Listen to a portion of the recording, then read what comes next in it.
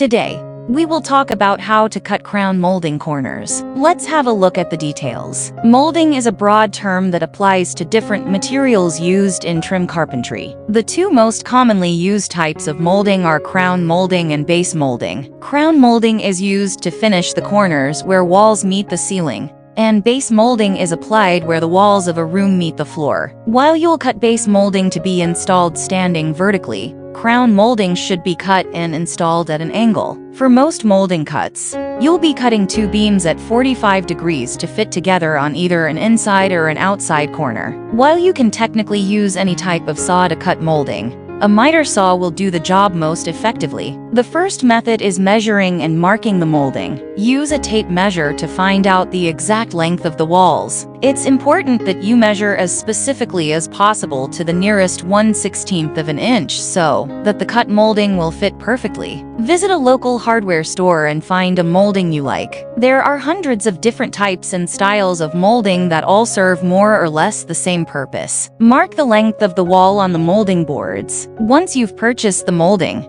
you'll need to mark the length of the wall on the boards. The second method is cutting base molding with a miter saw. Set your miter saw to cut at 45 degrees. To set the angle, raise the saw blade up and squeeze the handle at the front of the arm coming out of the saw's base. Turn the base until the indicator points to 45 degrees. Place the front of the molding against the saw's base for an outside cut. Outside cuts are used for corners that jut out into a room. Setting the front edge of the molding against the saw's base will ensure that the front of the board is cut longer than the back. Set the back of the molding against the saw's base for an inside cut. Inside cuts are used for recessed corners. By placing the back of the molding against the saw, you'll leave the back edge longer and cut the front edge short. Turn on the saw and lower the blade to cut through the board. You can activate the saw by pulling the trigger. This will typically be located on the inside grip of the handle. Squeeze the trigger and, as the blade spins, lower it slowly. Press the blade through the board and catch the cut molding before it falls to the floor.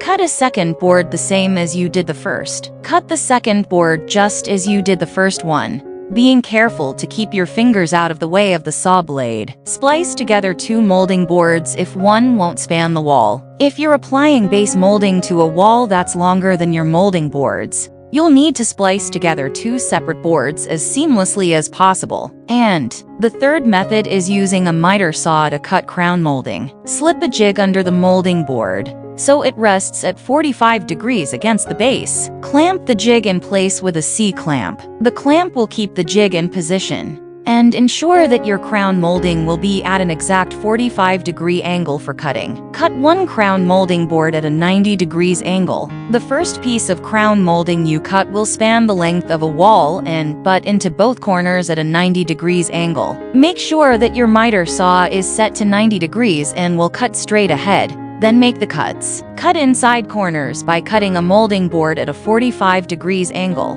Set a second molding board in position against the saw and the jib. If you're going to position this board on the right side of the already cut molding, set the saw 45 degrees to the left. If you're positioning this board to the left side of the already cut molding, set the saw 45 degrees to the right. Once the board is in position, make the cut. Make outside corners by cutting two crown molding boards at 45 degrees. For an outside corner, you'll only need 45-degree angle cuts. Rotate the saw to the left 45-degree mark and cut one board. Make sure the board is held tightly in place against the jib. Thanks for watching this video. Please don't forget to like and subscribe to our channel if you like our videos.